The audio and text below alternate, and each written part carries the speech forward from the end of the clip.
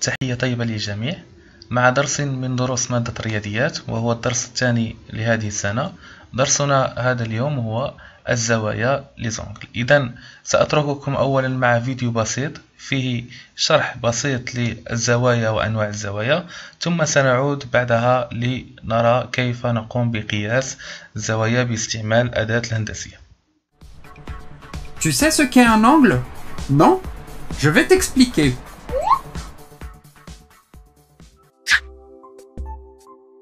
L'angle est l'espace qu'il y a entre deux droites qui partent d'un même point. Par exemple, maintenant, mon corps trace un angle. Les droites que forme l'angle s'appellent côtés, et le point commun qu'ont ces droites s'appelle sommet. Dans mon corps, ma hanche serait le sommet et les parties supérieures et inférieures de mon corps les côtés. Les angles se mesurent en degrés. Ces degrés indiquent l'ouverture qu'a chaque angle. Selon l'ouverture qu'ils ont, les angles se divisent en angle aigu, ceux qui mesurent moins de 90 degrés. Angle droit, ceux qui mesurent 90 degrés. Angle obtus, ceux qui mesurent plus de 90 degrés et moins de 180 degrés. Angle plat sont ceux qui mesurent 180 degrés. C'est ma position préférée. C'est si facile. L'angle concave est celui qui mesure plus de 180 degrés et moins de 360 degrés. Tu as vu comme je fais bien cette position? Regarde, je peux même m'étirer encore plus. Ouf! Je crois que j'en ai trop fait. Bon, ça c'est un angle complet. Les angles complets sont ceux qui mesurent 360 degrés. Je crois que je ne referai plus cette position. Ça fait mal. Tu as vu les angles que j'arrive à faire? Même si aujourd'hui ce n'est pas mon jour, nous allons réviser ce que nous avons appris. Les angles sont formés par deux droites, que nous appelons côtés. Le point qu'ils ont en commun s'appelle sommet. Pour classer les angles, nous mesurons son ouverture. Celle-ci se mesure en degrés. Selon les degrés qu'ils mesurent, les angles peuvent être aigu, il mesure moins de 90 degrés. Droit, il mesure exactement 90 degrés. Obtus, il mesure entre 90 et 180 degrés. Plat, il mesure 180 degrés.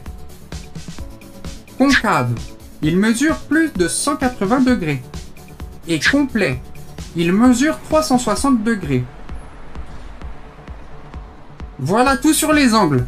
J'espère que vous aurez appris quelque chose les amis. Moi, je crois que je vais appeler une ambulance. بعدما تعرفنا من خلال الفيديو البسيط والذي يوضح لنا أنواع الزوايا وطبيعتها، سنتعرف الآن على طريقة قياس زاوية معينة باستعمال الأداة الهندسية. إذا كما تعرفتم من خلال الدرس بأن الأداة الهندسية التي نستعملها لقياس الزوايا هي المنقلة، لو رابورتور. إذا المنقلة وحدة قياس قياس الزاوية هي الدرجة. l'unité de mesure d'angle utilisée est le degré. donc قلنا بأن الدرجة هي le degré. إذا الآن نتطرق إلى عناصر المنقلة.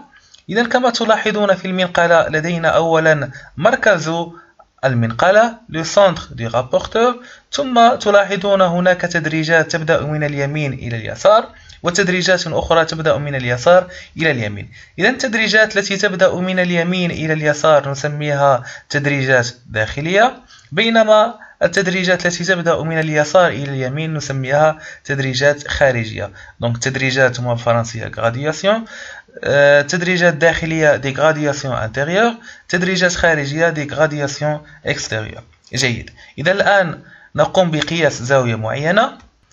إذا لدينا هنا زاوية لكي نقرأها x à y أو y à x كما تعرفنا من خلال الدرس بأن دائما رأس الزاوية هو يكون في الوسط. نقرأها إما x à y وكنوضع الشابو صغير، عندها رأس الزاوية أو Y أكس. جيد. إذا السؤال quelle est la nature de cet angle؟ يعني ما هي طبيعة هذه الزاوية؟ إذا هذا السؤال لابد أن نطرحه قبل أن نشرع في قياس زاوية معينة. لماذا؟ لكي نحدد تقريبا قياس الزاوية هو محصور بين وبين، يعني لفت القياس المطلوب مني، يعني نعرف راني غلط. إذا هذه الزاوية هي زاوية ماذا؟ نعم، هي زاوية حادة. أحسنتم.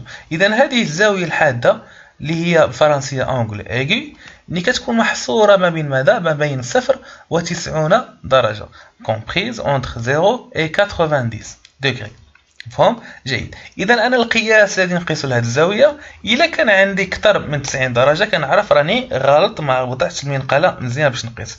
إذا هذا السؤال دائما كنطرحوه باش نعرف واش راني غادي مزيان ولا راني غلط. جيد. إذا الآن لقياس هذه الزاوية قلنا نستعمل ماذا؟ المنقلة. إذا هذه المنقلة كيف نستعملها؟ نضع مركز المنقلة منطبق مع رأس الزاوية. لاحظوا معي جيدا. Le centre du rapporteur est placé sur le sommet de l'angle. يعني نديبلاسيو. شنو كنديبلاسيو؟ مركز منقلة كنحطوه منطبق مع مركز ديال الزاوية أو رأس الزاوية. مفهوم؟ ثم نقوم بوضع الصفر ديال التدريجة ديال المنقلة منطبق مع ماذا؟ مع أحد أضلاع ماذا؟ مع أحد أضلاع الزاوية. مفهوم؟ أعيد. المركز ديال المنقلة يكون مع رأس الزاوية، ثم الصفر أحد الأصفار، يعني يا إما هذا الصفر هذا أو الصفر أو هذا الصفر اللي عندي هنا، نحطوه منطبق مع ماذا؟ منطبق مع أحد أضلاع الزاوية، يعني نحطوه avec l'un des côtés de l'angle، يعني أحد أضلاع الزاوية. جيد. إذا من بعد ما أن وضعنا يعني هذو جوج ديال الخطوات مهمين، المركز منقلة نحطوه مع رأس الزاوية، ثم الصفر نحطوه منطبق مع ماذا؟ مع أحد أضلاع الزاوية. الآن نقوم بالقياس. إذا لقياس دائما نبدأ بالصفر ونبدأ في العد، يعني ما نبداش من 180 ونبدا بالعد، لا نبدأ بالصفر. إذا عندنا 0 درجة، 10 درجات، 20 درجة، 30 درجة، 40 درجة، 50 درجة، ثم هاد التدريجات الصغار كنحسبهم بالواحد. إذا 50، 51، 52، 53، 54. إذا قياس هذه الزاوية هو 54 درجة. إذا قلنا بأنه 54 درجة. جيد. إذا أتمنى أن تكونوا قد فهمتم جيدا الطريقة الصحيحة لقياس زاوية معينة. نأخذ مثال آخر لنفهم أكثر كيف نقوم بقياس الزوايا. إذا لدينا مثال آخر هنا. لدينا زاوية نسميها SBR أو نسميها أيضا RBS، يعني كنسميوها يا إما SBR أو RBS. جيد. إذا نريد قياس هذه الزاوية بنفس الطريقة كما قمنا سابقا. نطرح سؤال ما طبيعة هذه الزاوية لنعرف الزاوية محصورة بين ماذا وماذا. إذا لاحظوا معي بأنها زاوية منفرجة أنغل أوبتي. دونك هذه الزاوية المنفرجة كنعرفوا بأن القياس ديالها كيكون ما بين 90 و 180 درجة. جيد. إذا يعني أنت إلا قست الزاوية ولقيتها مثلا 70 80 عرف عندك غلط، لقيتها 30 عرف عندك غلط، خاصها تكون ما بين ماذا؟ ما بين 90 و 180، تكون كبر من 190 وصغيرة على 180. جيد.